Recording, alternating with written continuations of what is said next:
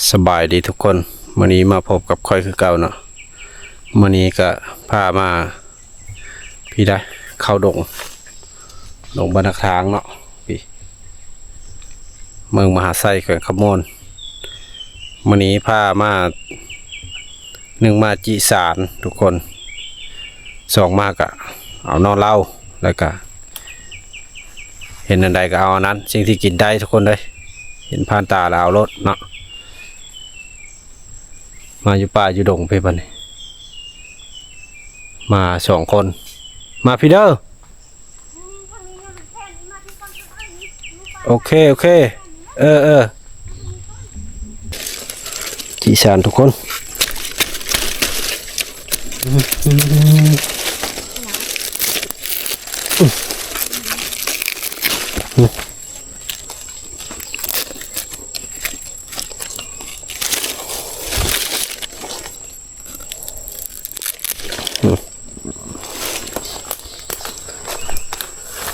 สารนี่แต่นอมันอยากน้อยนะนออยากน้อยนะ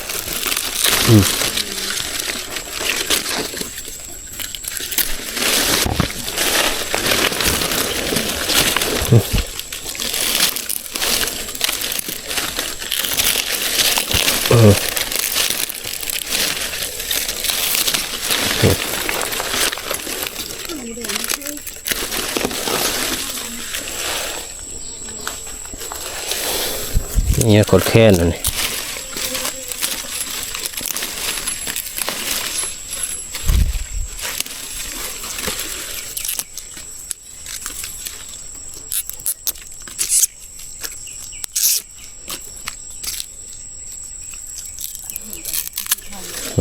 ง่ายเขาเอาหมดแล้วครับเลย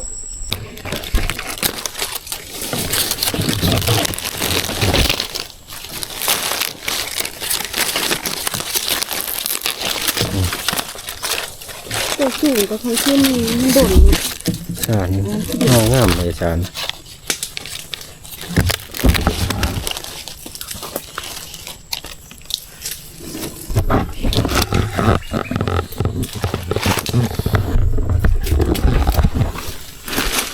นี่สารทุกคนจิสารหากินตามธรรมชาติ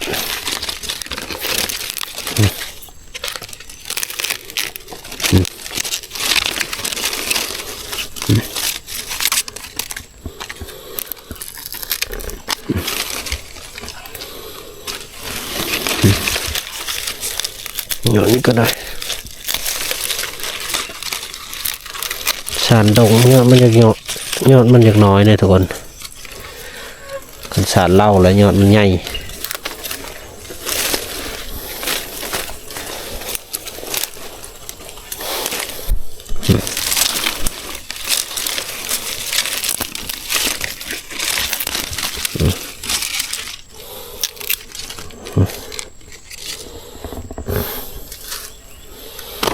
จีไปเลยนี่แหละ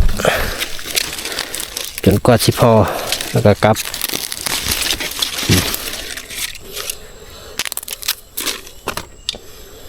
เอาเป่ามาใส่เลยได้วันนี้เลย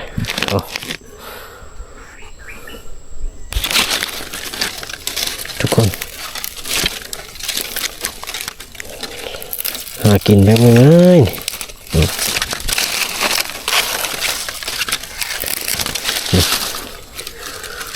ยอดกระบอกใหญ่เป็นไรได้นี่ประมาณนี้เลยเนาะฮะ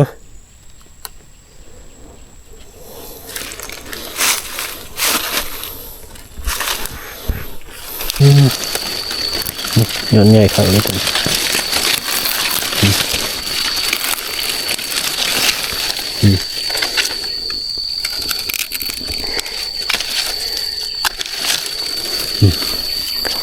มีแต่ยอดคักๆทุกคนเลยแถวนี้มันยอดบ่ใหญ่บ่มุกปานใดต้องมันสารเหล้ายอดมันจึงใหญ่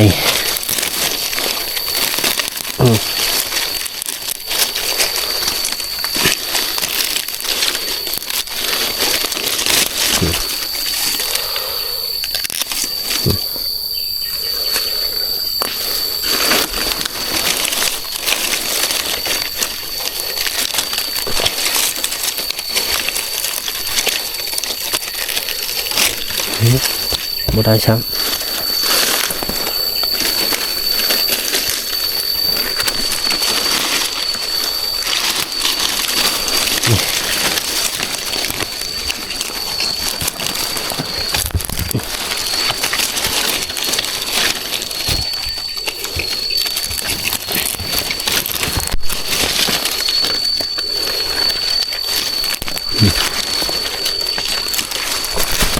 นี่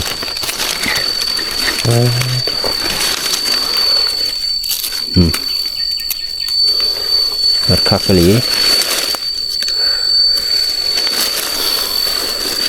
วันนี้เฮาวางๆเนี่ยนะ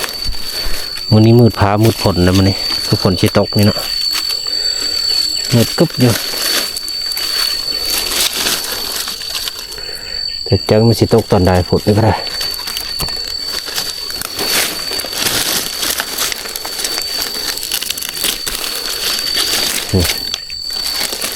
ไหว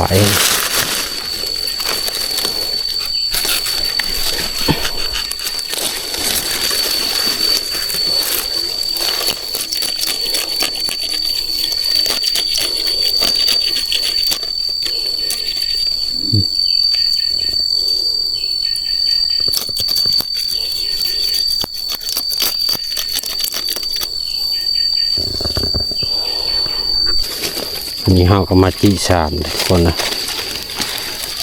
จีสารเนาะนอมันก็สิประมาณนี้นี่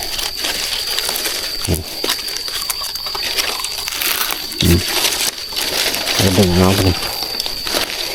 เดี๋ยวหาเขาก็ได้เนาะ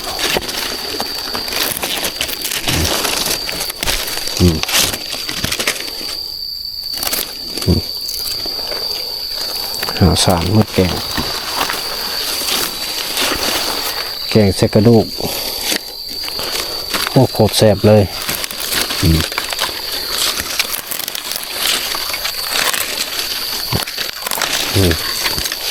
เนื้อหมกเนื้อใหญ่เลย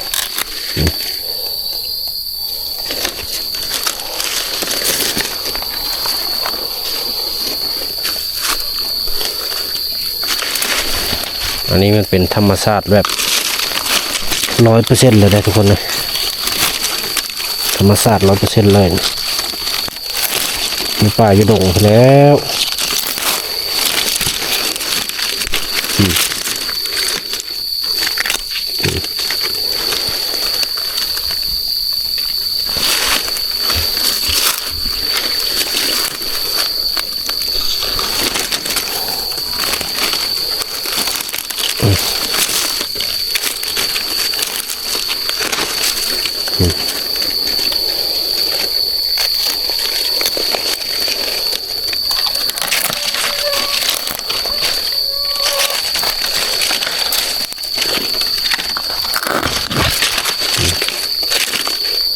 มาเป็นสอน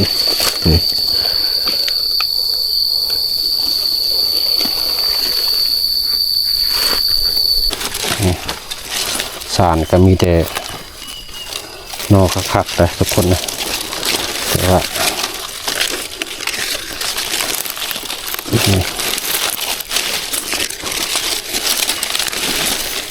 มือนี้เฮาก็ได้มา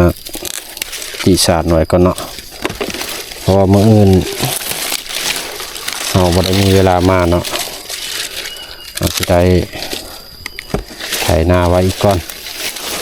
ไถนาทาผลก่อนอันนี้เราวางๆนี่ก็มาจีสารเมื่อไว้แกงใส่กระดูกโง่ทุกคนเลยแกงใส่กระดูกเพื่อจะได้ไว้กินตอนขึ้นมาจากไถให้ไถหน้าเนาะมันจะประมาณนี้ทุกคน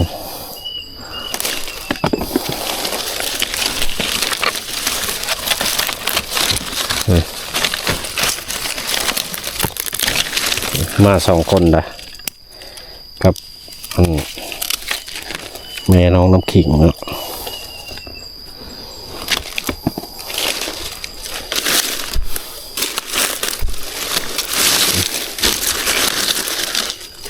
หมดทั้งหมดเลยทุกคนเบเอาเนาะ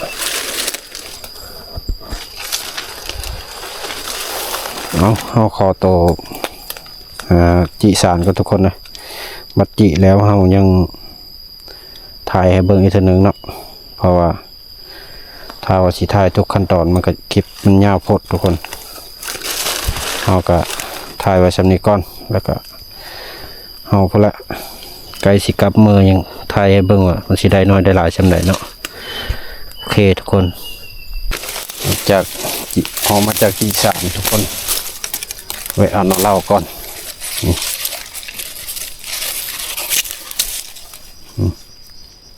เราเนี่ย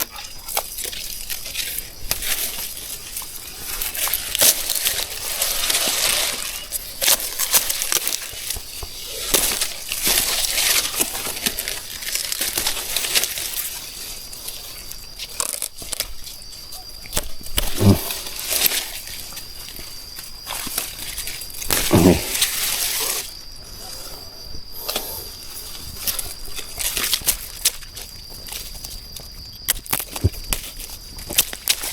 มันตรงนั้น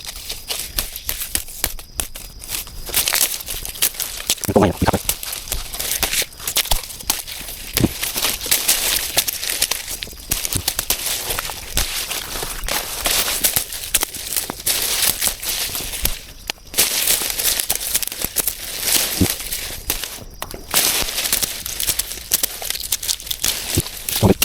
ลงน้ำกันเลย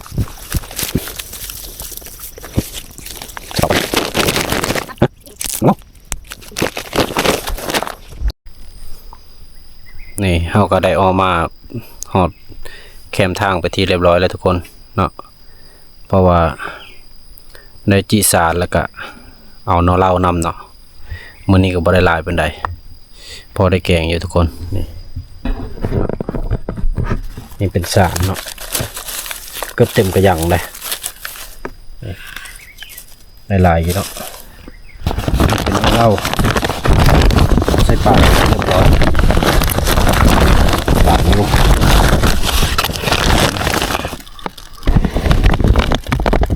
นี่เราไว้เมื่อแกงใส่กระดูกแกงใส่ซีนก็แซ่บอยู่นะเนาะแบบสบายๆง่ายๆไม่ต้องหรูหราอันนี้พอลดการใช้จ่ายแน่ทุกคนหากินเองแน่ตามธรรมชาติเนาะบ้านเฮาแหละพวกตามป่าตามดงนี่เฮาก็มาพร้อมกับรถคู่ใจเฮาเนาะเอาสำหรับคลิปนี้ก็บ่มีอย่างไรทุกคนเมยรอป่ารอดงละขอตัวลาไปก่อนเดี๋ยวได้ขี่รถเมื่อก่อนทุกคนเลยพบกันในคลิปหน้าเนาะบ๊ายบายสบายดี